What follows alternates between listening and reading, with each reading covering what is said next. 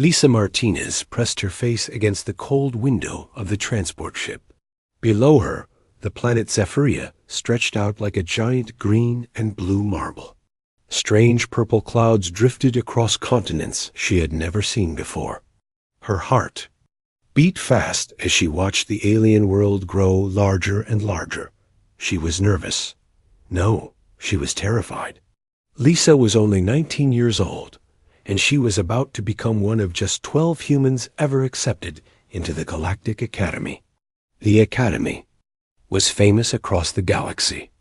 Only the smartest and most gifted students from dozens of different alien species came here to study. The transport ship landed with a soft thud on the Academy's landing pad. Lisa grabbed her single bag and walked down the ramp. The first thing she noticed was the air. It smelled like flowers mixed with something electric. The second thing she noticed was how big everything was. The buildings reached up into the sky like mountains made of glass and metal. Other students were arriving too. Lisa stared at them with wide eyes. A group of tall, thin creatures with blue skin and large black eyes walked past her. Their heads were bigger than human heads, and they seemed to glow slightly. These were Valtharians, she knew from her studies. They could read minds and speak to each other without using words. Near the entrance, she saw creatures that looked like they were made of living rock. They moved slowly, but with great strength. Their bodies sparkled like diamonds in the sunlight.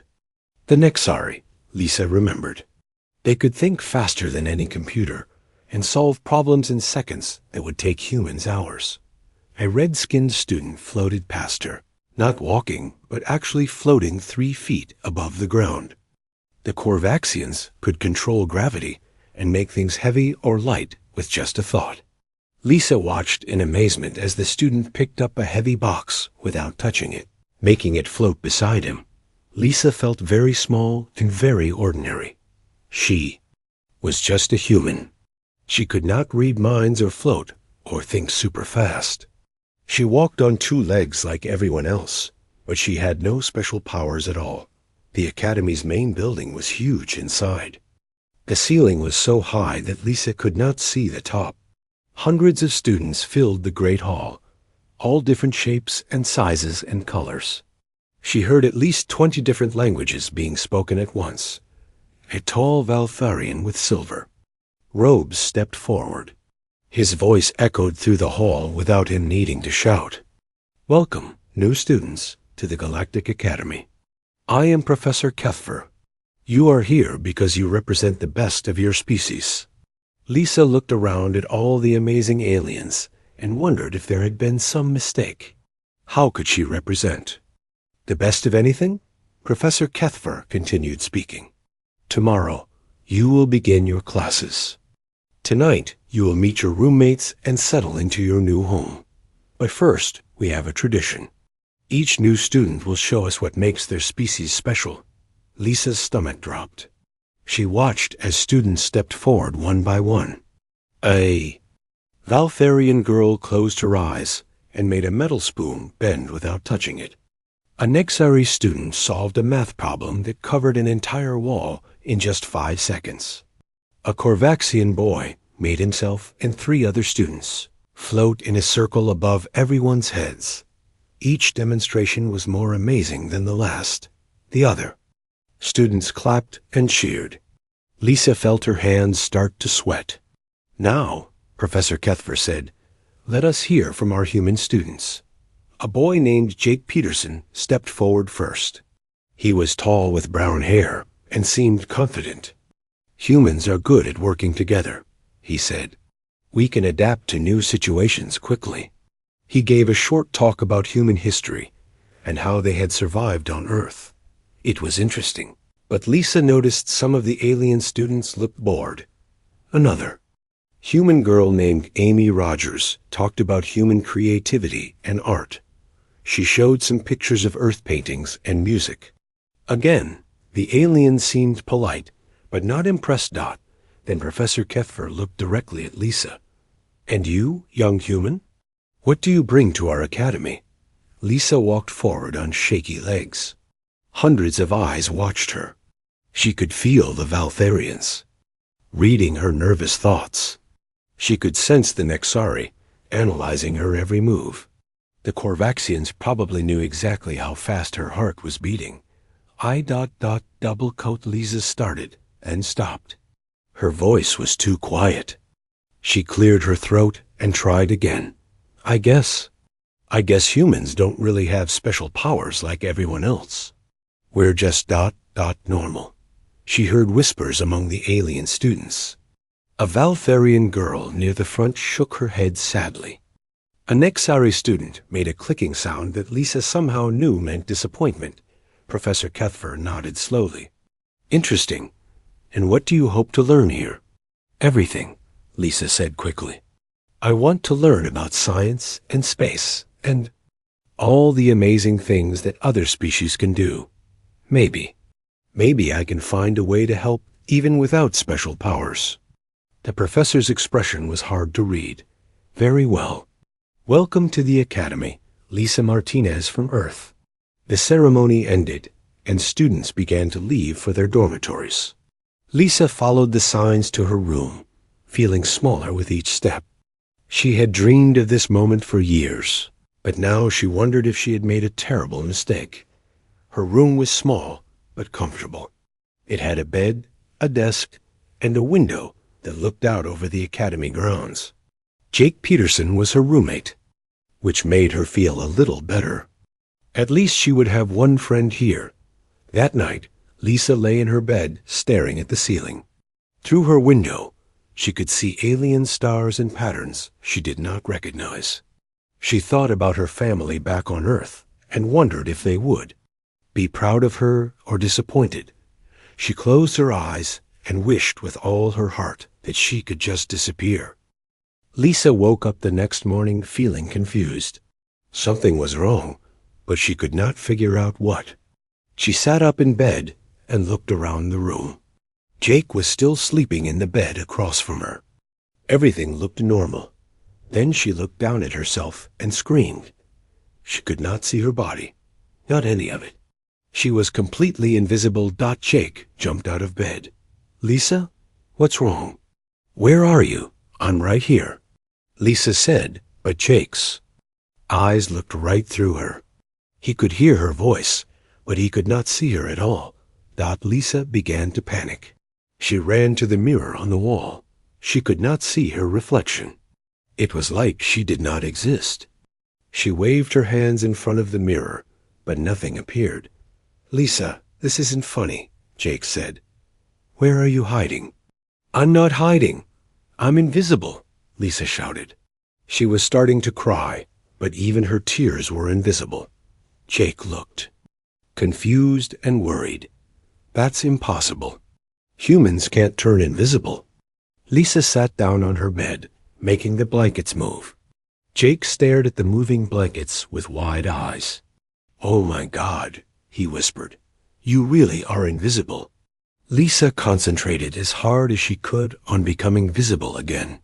She thought about her face, her hands, her whole body. Slowly, like a photograph developing, she began to appear. First her outline, then her colors, then fully solid. Jake fell backwards onto his bed. How did you do that? I don't know, Lisa said. She was shaking. I was just lying there thinking about how I wanted to disappear, and then I did. For the next hour, Lisa practiced. She found that if she concentrated and really wanted to disappear, she could fade away completely. If she wanted to come back, she could make herself visible again. It was not easy, and it made her very tired, but she could do it. Jake helped her test different things. When she was invisible, he could not see her, but he could still hear her if she spoke loudly. He could feel her if she touched him. If she picked up an object, the object became invisible too, but only while she was holding it. This is incredible, Jake said. You have an actual superpower. Lisa felt excited and scared at the same time. But how is this possible? Humans don't have powers like this. Maybe they do, Jake said. Maybe we just never knew it. Lisa made Jake promise not to tell anyone about her ability. She needed time to understand it better before anyone else found out. Over the next few days, Lisa went to her classes and tried to act normal. The academy was amazing, but also very difficult. In her physics class, the teacher was a Korvaxian named Dr. Yelena Voss. She was strict and did not like it when students gave wrong answers. The Valtharian students always knew the right answers because they could read each other's minds. The Nexari students solved problems so fast that Lisa's head hurt just watching them. She felt stupid and slow compared to everyone else. During one particularly hard lesson about quantum mechanics, Dr. Voss asked Lisa a question. Lisa did not know the answer. She felt embarrassed and wanted to disappear, and then she did. Lisa looked down and saw that she was completely invisible. She was sitting in her chair, but nobody could see her. Dr. Voss looked confused and asked the question again, but Lisa was too scared to answer. Where did the human go? Asked a Valtharian student. Dr. Voss looked around the room. Lisa Martinez. Where are you? Lisa concentrated hard and made herself visible again. She appeared suddenly in her chair, and several students gasped. Sorry, Lisa said quickly. I was just thinking very hard. Dr. Voss looked suspicious, but she continued with the lesson. Lisa spent the rest of the class trying not to turn invisible again. That night, Lisa practiced her power in secret. She discovered that she could control it better when she was calm. If she was scared or excited, it was harder to control. She also found that she could make parts of herself invisible while keeping other parts visible. But this was very difficult. Jake helped her practice every night. He would time how long she could stay invisible and help her work on making the changes smoother. Lisa was getting better at it, but she was also getting more worried that strange things were happening around the academy. Students were reporting that things were missing from their rooms. Important papers were disappearing from professors' offices. Some students said they felt like they were being watched when they were alone. The academy's security was trying to figure out what was happening. They checked all the cameras and sensors, but they could not find any clues. It was like a ghost was moving through the academy. Lisa wondered if someone else had invisibility powers like her, but she had never heard of any alien species that could turn invisible. The idea made her nervous. One evening, Lisa was practicing in her room when she heard a noise in the hallway. She turned invisible and opened the door to look outside. The hallway was empty, but she could hear footsteps. She followed the sound down the corridor, staying invisible. The footsteps led to Professor Kethver's office. Lisa saw the door open by itself and close again. Someone invisible was going into the professor's office. Lisa wanted to follow, but she was too scared. Instead, she went back to her room and told Jake what she had seen. There's someone else who can turn invisible, she said. And they're stealing things. Jake looked worried. Are you sure it's not just you sleepwalking or something? I'm sure, Lisa said. I think someone is using invisibility to spy on the academy. Lisa decided she needed to get better at controlling her power. If there was an invisible thief at the academy, she might be the only one who could catch them. She spent every free moment practicing, learning to move silently while invisible and to stay invisible for longer periods. She also started paying more attention to what was happening around the academy. She noticed that the missing items were always important things, like test answers or research papers. Someone was gathering information, but she did not know why. The mystery was getting bigger, and Lisa was starting to realize that her strange new ability might be the key to solving it. She just hoped she could learn to control it well enough to help before something terrible happened. As she lay in bed that night, Lisa wondered if being invisible was really a gift or a curse. She had always wanted to be special, but now she was starting to understand that being different could be dangerous too. 3 weeks later, Professor Kethver announced the Academy's most important event. "Students, it is time for the annual survival challenge," he said in the Great Hall. "You will work in teams of 4 with students from different species. You must survive in the wilderness of Zephyria for 3 days using only your natural abilities." Lisa felt her stomach drop.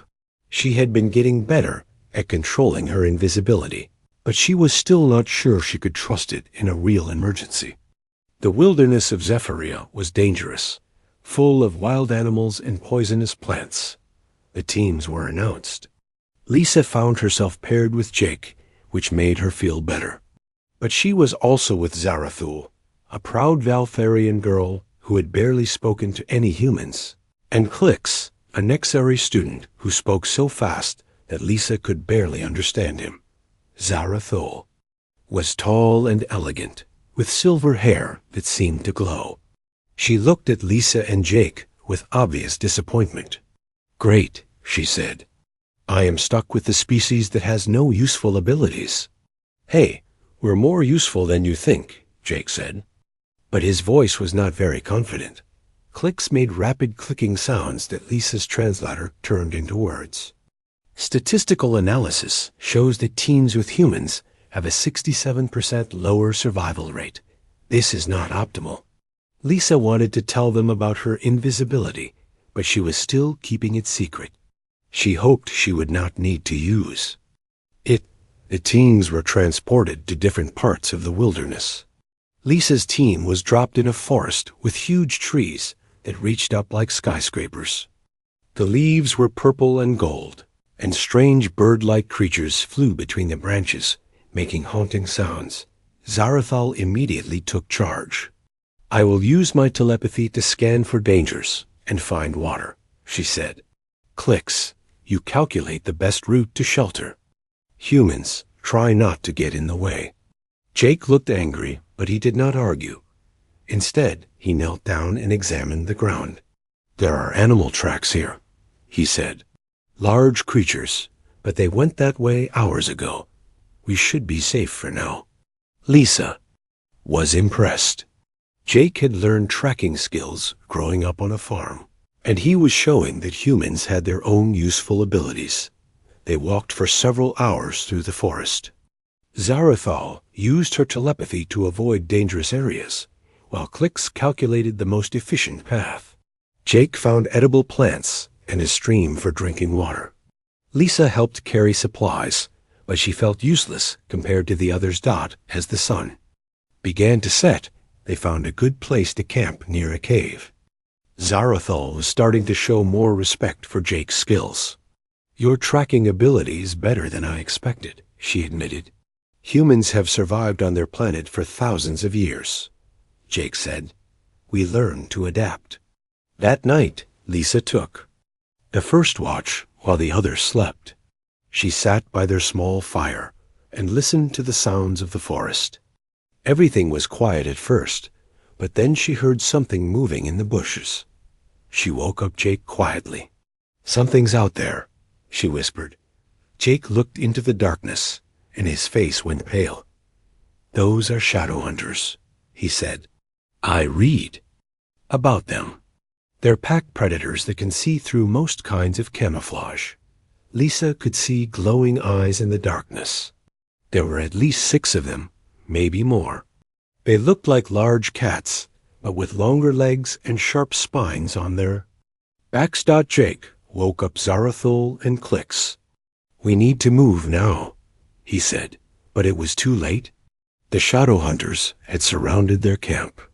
The creatures were smart and had been watching them for hours. Zarathul tried to use her telepathy to confuse the animals, but shadow hunters had natural mental shields. Clix calculated escape routes, but all the paths were blocked. The creatures moved closer, growling softly. "There are too many of them," Zarathul said. "We cannot fight them all." Lisa watched her teammates prepare for a hopeless battle.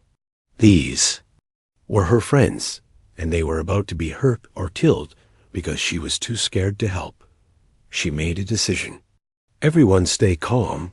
Lisa said. I have an idea. Before anyone could ask what she meant, Lisa turned invisible. She faded away completely, leaving only her clothes behind. Her teammates stared in shock. Lisa? Jake called out. I'm still here, Lisa said, her voice coming from empty air. I'm going to lead them away from you. Lisa picked up a rock and threw it far to the left. The shadow hunters heard the sound, and several of them ran toward it. But the others stayed focused on the camp. Lisa moved carefully around the circle of animals. She could see them clearly, but they could not see her. She threw more rocks, making noises in different directions. The shadow hunters became confused and started chasing sounds instead of focusing on her teammates. This is impossible, Zarathal whispered. How is she doing this? Lisa found the pack leader, a large female with scars on her face. She picked up a burning stick from the fire and waved it near the leader's eyes. The animal backed away, confused by the floating fire. Lisa used her invisibility to herd the shadow hunters away from the camp. She made noises and threw objects, always staying just out of reach. The animals became frustrated and finally gave up, running deeper into the forest. When the danger was over, Lisa returned to the camp and made herself visible again. Her teammates stared at her in amazement. You can turn invisible, Zarathal said. It was not a question. Yes, Lisa said. I've been able to do it for a few weeks now. Clix's clicking sounds came so fast that the translator could not keep up. Finally, he slowed down enough to speak. This ability should be theoretically impossible. How do you do it? I don't know, Lisa said. I just concentrate and it happens. Zarathal looked at Lisa with new respect. You saved our lives, she said. I was wrong about humans having no useful abilities. Jake grinned. That was amazing, Lisa. You're like a superhero. For the rest of the survival challenge, Lisa's teammates treated her completely differently. Zarathal asked her opinion about their plans. Clix wanted to study how her invisibility worked. Jake was proud of his friend's amazing ability. Lisa used her power to scout ahead for dangers and find safe paths. She could move invisibly through the forest and report back about what she found. Her teammates realized that invisibility was incredibly useful for survival. On the last day, their team found the rescue beacon faster than any other group. They had worked together perfectly, using everyone's abilities to overcome the challenges. As they waited for the transport ship, Zarathal put her hand on Lisa's shoulder. I want to apologize, she said. I thought humans were inferior because you have no obvious powers. But your ability is more impressive than anything I have seen. Thanks, Lisa said, but I couldn't have done it without all of you. When they returned to the academy, word spread quickly about the human who could turn invisible. Students and professors stopped Lisa in the hallways to ask about her ability. Some were curious, others were amazed, and a few seemed worried. Lisa was no longer the invisible girl who wanted to disappear. She had become the most famous student at the academy. But she was starting to wonder if that was a good thing or a bad thing. That night, as she lay in bed, Lisa thought about how much her life had changed. She had friends now, and people respected her. But she also had a feeling that her troubles were just beginning. She was right. News of Lisa's invisibility spread through the academy like wildfire. Within days, everyone knew about the human girl who could disappear. Students pointed at her in the hallways. Teachers asked her to stay after class. Even the academy's director, an ancient Nexari named Elder Quan, requested a meeting. Lisa sat in Professor Kethfer's office feeling nervous. The tall Valtharian was studying her with intense black eyes. Show me, he said simply. Lisa concentrated and slowly faded from view. She stayed invisible for a full minute before reappearing in her chair. Professor Kethfer leaned back, his expression thoughtful. Fascinating, he said. I have studied dozens of species across the galaxy. None possess this ability naturally. How long have you been able to do this? About a month, Lisa said. It started right after I arrived here. And you told no one until the survival challenge? Lisa nodded. I was scared. I thought people would think I was a freak. Professor Kethver stood up and walked to his window. Lisa, what you can do should be impossible. According to everything we know about biology and physics, invisibility requires technology, not natural ability.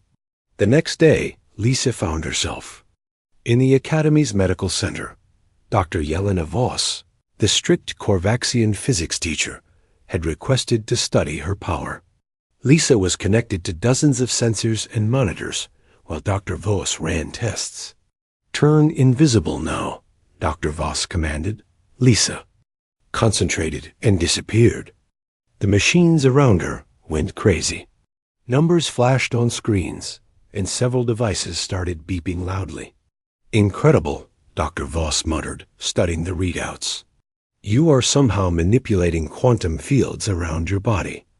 This level of control should require massive computers and energy sources. Is it dangerous? Lisa asked, still invisible. I do not know, Dr. Voss admitted. Your brain is generating energy patterns I have never seen before. If humans can do this naturally, your species may be far more advanced than we believed. Lisa reappeared and saw Dr. Voss staring at her with a mixture of wonder and concern. Doctor, can other humans do this too? That is what we must find out, Dr. Voss said. I want to run more tests on your human friends. But when they tested Jake and the other human students, none of them could turn invisible. Only Lisa had the ability, which made the mystery even deeper. Word of the test results spread throughout the Academy. Alien students looked at Lisa with new respect, but also with suspicion. If one human could do impossible things, what else might humans be capable of? Lisa was walking to her next class when she heard angry voices coming from an empty classroom. She stopped and listened. The human cannot be allowed to continue, said a voice she recognized as belonging to Dr. Voss. Her abilities threaten the natural order. You are overreacting, said another voice. This one belonged to Professor Kethver. One student with unusual abilities is not a threat to the galaxy. One student today, an army tomorrow, Dr. Voss replied. What happens when Earth learns to create more like her? Lisa felt cold. She turned invisible and crept closer to the door. Through the crack, she could see Dr. Voss talking to Professor Kethvar and two other teachers she did not recognize. The hegemony was right to be concerned about emerging species, Dr. Voss continued. Humans are more dangerous than they appear. Lisa's heart stopped. The hegemony was a military empire that controlled dozens of planets. They were known for conquering species that they considered threats. Why would teachers at the Academy be talking about them? The plan must proceed, said one of the teachers Lisa did not know. The Academy's defenses will be down during the Star Festival tomorrow night. That is when the fleet will strike. Lisa could not believe what she was hearing. These teachers were planning to attack the Academy. They were working with the hegemony. What about the human girl? Dr. Voss asked. She will be eliminated along with the other promising students, the unknown teacher replied. The hegemony cannot allow species with dangerous abilities to survive. Lisa backed away from the door as quietly as she could. She was still invisible, but she felt like everyone could see her. The teachers were traitors, and they were planning to destroy the Academy. She ran back to her room and found Jake studying. We have to leave, she said, appearing suddenly. Right now. Jake looked up in surprise. What are you talking about? Lisa quickly explained what she had overheard. Jake's face grew pale as she described the teacher's conversation. Are you sure? He asked. Maybe you misunderstood something. I know what I heard, Lisa said. They're working with the hegemony. They're going to attack tomorrow night. Jake stood up and began pacing. We have to tell someone. Professor Kethfer, or the Academy. Director, Professor Kethfer was there, Lisa said. I think he's one of the good ones, but I don't know who else we can trust. They decided to find Professor Kethfer and tell him everything. But when they reached his office, it was empty. A sign on the door said he had gone to an emergency meeting. Now, what? Jake asked. Lisa had an idea. I can turn invisible and spy on their meetings. If I can find out exactly what they're planning, maybe we can stop them. That night, Lisa used her invisibility to move through the academy like a ghost. She followed the suspicious teachers to a secret meeting room deep underground. There were more of them than she had expected. At least a dozen teachers and staff members. Dr. Voss was leading the meeting. The Hegemony fleet will arrive at midnight tomorrow, she said. Our job is to disable the Academy's shields and communication systems. Once the defenses are down, the fleet will destroy the Academy and eliminate all the students. What about the evidence? Asked another teacher. The research data about human abilities? Everything will be destroyed, Dr. Voss replied. The galaxy cannot know that humans possess quantum manipulation abilities. If this information spreads, other species will realize that humans are a threat to the established order. Lisa felt sick. The Hegemony was not just attacking the Academy for military reasons. They were specifically targeting her and trying to hide what humans could do. Are you certain the human girl will be eliminated? Asked a teacher Lisa recognized from the history department. She will be the first target, Dr. Voss said. Her ability makes her too dangerous to capture. She must be destroyed. Lisa had heard enough. She crept out of the meeting and ran back to her room. She had less than 24 hours to save everyone she cared about. She woke up Jake and told him what she had learned. They're going to attack tomorrow night, she said. We have to warn everyone. Who's going to believe us? Jake asked.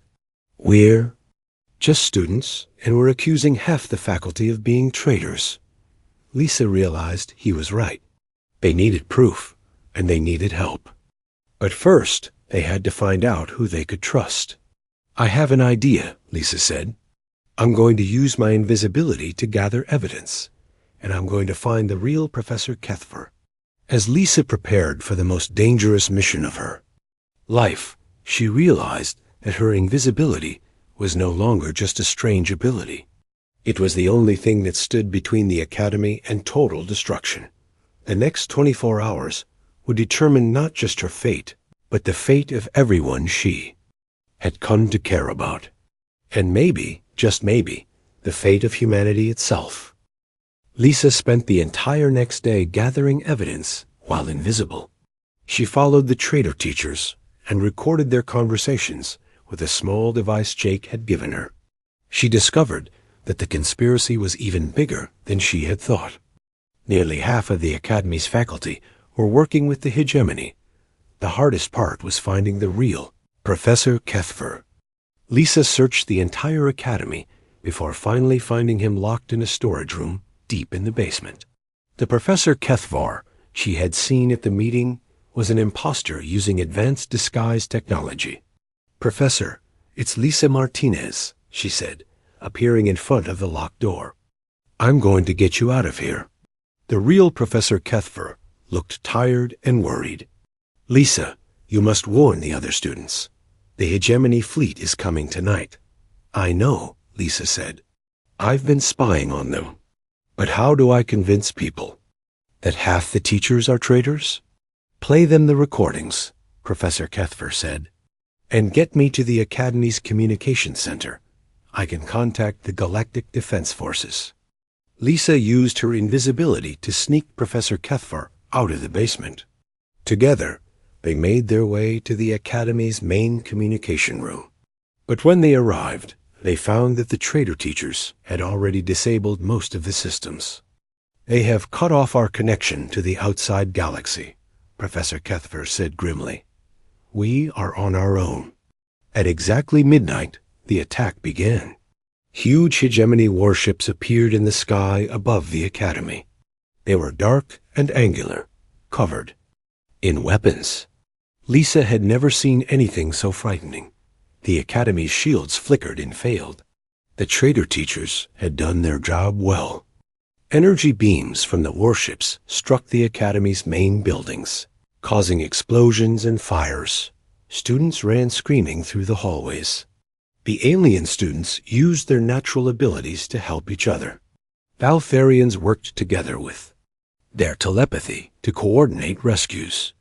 Korvaxians used their gravity powers to move fallen debris. Nexari students calculated the safest escape routes, but there were too many attackers.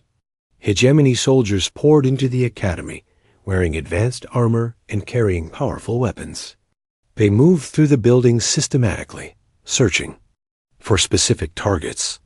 Lisa knew she was one of those targets. She also knew that her invisibility was the Academy's only hope.